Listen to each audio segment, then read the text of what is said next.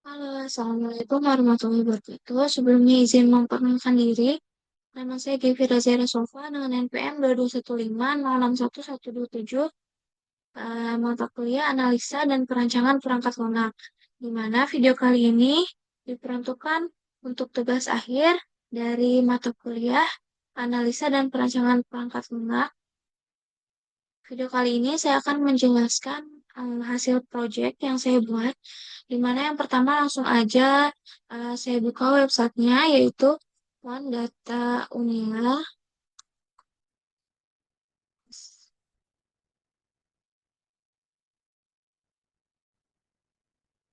Nah, di sini saya mendapatkan bagian dari website One Data Unila SIDID, di mana pertama kita lihat saja dulu pada website ini terdapat dashboard. Dashboard ini di dashboard ini terdapat dashboard mahasiswa dan alumni, dan juga ada dashboard dosen, dan juga ada institusi di mana di mahasiswa ini ada tracker study.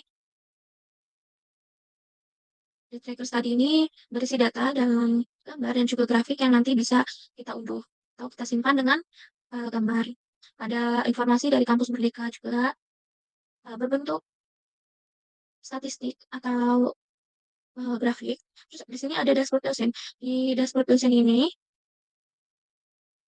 berupa grafik juga, di mana ada jabatan fungsional, ada jenjang pendidikan, ada pangkat golongan, ada ikatan kerja, ada jenis kelamin, ada status kepegawaian, ada status aktifan, ada S2, ada tanpa jabatan fungsional, ada masa kerja, dan juga ada data masa jabatan fungsional.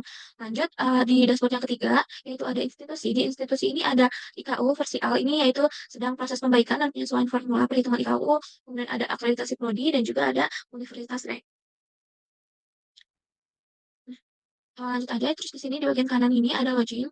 Sini kita login aja, coba dengan memasukkan username and password, dan sekarang kita masukkan kode. Nah, di sini kita berhasil login. Di login ini ada log login. Di log login ini ada username, waktu login, sistem operasi, browser dan IP. Terus di database ini ada versi database dan juga waktu update. Nah, di sini juga di pengaturan ada ubah password. Kita login aja dan akan kembali ke dashboard utama. Lanjut aja, saya akan uh, Nah, ini adalah laporan proyek UAS, analisa dan perancangan perangkat lunak yang telah saya buat dari website Data Unila Azhar.id. Sini pada bagian bab 1 pendahuluan, sekilas tentang aplikasi. Jadi, aplikasi Data Unila atau platform ini berbasis web yang digunakan oleh Universitas Lampung untuk mengintegrasikan data akademik, mencakup informasi mahasiswa, dosen, unit, dan rasio antara dosen dan mahasiswa.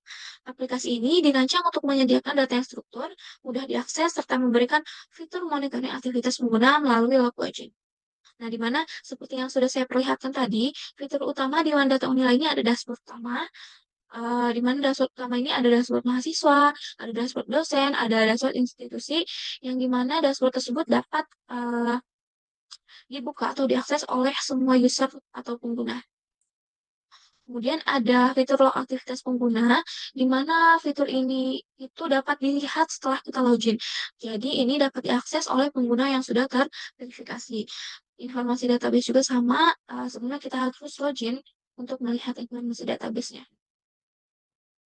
Kemudian lanjut ada requirement gathering, di mana requirement gathering atau pengumpulan kebutuhan adalah tahap awal dalam proses pengembangan sistem yang bertujuan untuk mengidentifikasi kebutuhan pengguna serta memahami bagaimana sistem yang dibangun dapat menyelesaikan permasalahan yang ada. Di mana prosesnya itu yang pertama ada wawancara. Wawancara ini dilakukan dengan pemangku kepentingan, yaitu ada mahasiswa, dosen, dan juga pengelola sistem. Tujuannya yaitu untuk mendapatkan informasi yang lebih detail tentang apa saja yang dibutuhkan pengguna dalam sistem ini. Contoh pertanyaannya yaitu informasi apa saja yang dibutuhkan pada dashboard, dan juga bagaimana pengguna ingin sistem ini bekerja. Terus yang kedua ada kuesioner, di mana kuesioner ini kita menyebarkan formulir kuesioner untuk mendapatkan pendapat dari banyak pengguna, terutama mahasiswa dan juga admin. Tujuannya yaitu untuk mengumpulkan data dalam skala lebih besar untuk memahami ekspektasi pengguna. Contoh pertanyaannya ada fitur apa yang bisa dianggap penting dan apakah tampilan sistem mudah dipahami. Lanjut ada observasi, di mana metode ini dilakukan untuk mengamati secara langsung sistem yang dapat berjalan saat ini. Tujuannya yaitu untuk melihat bagaimana proses pengolahan data dilakukan serta mengidentifikasi permasalahan yang muncul. Sini ada kebutuhan fungsional, di mana kebutuhan fungsional ini adalah fitur dan layanan yang harus dimiliki sistem agar dapat berfungsi sesuai dengan tujuan yang telah ditetapkan. Di mana kebutuhan fungsionalnya ini ada manajemen data mahasiswa, manajemen data akademik, manajemen data dosen, dashboard indikator kinerja utama atau IKU yang tadi sedang diperbaiki, dan juga ada dashboard fakultas dan kerja, autentikasi dan otorisasi, dan juga ekspor. Selanjutnya ada kebutuhan non-fungsional. Kebutuhan non-fungsional ini berkaitan dengan kualitas sistem, seperti performa, keamanan, ketersediaan, dan juga kemudahan pengguna. Di kebutuhan fungsional ini ada kinerja, keamanan, ketersediaan, skalabilitas, kemudahan penggunaan, kompatibilitas, dan yang terakhir ada pemeliharaan atau maintenance stability. Nah, bab 3 ini masuk ke use case. Ini adalah use case yang saya buat, di mana terlihat di sini ada dua aktor, yaitu ada pengguna terautentikasi, di mana pengguna ini itu adalah pengguna yang sudah login dan memiliki akses lebih luas ke sistem. Terus ada yang kedua pengguna umum. Pengguna umum ini pengguna yang belum login dan hanya dapat melihat halaman dashboard. Nah, nah, di diagram use case ini menggambarkan interaksi antara dua aktor, di mana penggunaan autentikasi ini dapat login. Di login ini, input mengubah password, melihat log login, dan juga melihat informasi database. Nah, untuk aktor pengguna umum, dia tidak bisa login, tetapi bisa langsung masuk ke web dan melihat data pada halaman dashboard. Di halaman dashboard ini, dapat extend melihat data dashboard dosen, atau melihat data dashboard mahasiswa, atau juga bisa melihat data dashboard institusi. Nah, penggunaan terverifikasi ini juga dapat logo. Lanjut ke bab keempat, yaitu ada activity diagram. Ini adalah activity diagram yang telah saya buat. Di mana yang pertama ini adalah dimulai dari simbol untuk start, kemudian akan menampilkan halaman dashboard, kemudian login, melihat log login, melihat informasi database, logout, dan juga keluar dari halaman dashboard.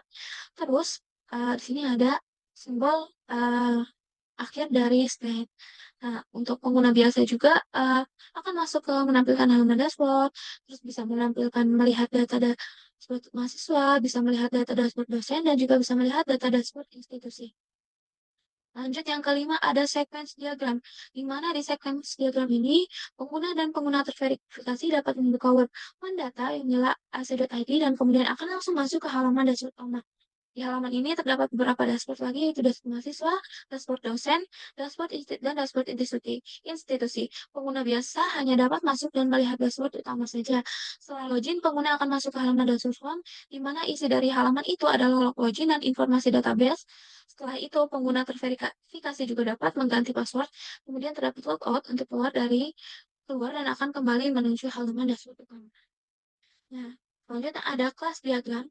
Di kelas diagram ini saya membuat 5 kelas, di mana ada dashboard home, user, dashboard dosen, dashboard data institusi, dan juga dashboard mahasiswa. Di mana user ini relasi ke dashboard home-nya itu one to many. Jadi satu user ini dapat mengakses dashboard home, beberapa dashboard home. Kemudian satu user juga dapat mengakses banyak dashboard, yaitu ada dashboard dosen, dashboard institusi, dan juga dashboard mahasiswa.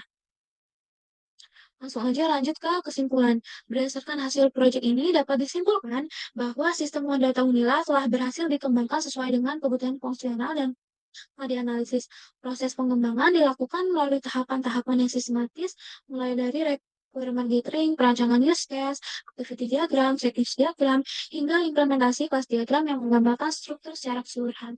Setiap tahapan ini dirancang untuk memastikan sistem dapat berfungsi dengan baik dan memenuhi tujuan utama yang telah ditetapkan.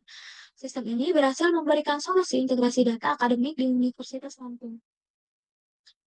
Melalui sistem data Unila, diharapkan pengelola data di Universitas Lampung dapat menjadi lebih efisien, transparan, dan aman, dan sistem ini mendukung transformasi digital yang berkelanjutan dan memberikan pengalaman pengguna yang lebih baik melalui antara muka yang intuitif dan kompatibilitas dengan data perangkat. Nah, itu saja yang dapat saya sampaikan pada video presentasi ini. Terima kasih. Saya akhiri. Wassalamualaikum warahmatullahi wabarakatuh. Bye.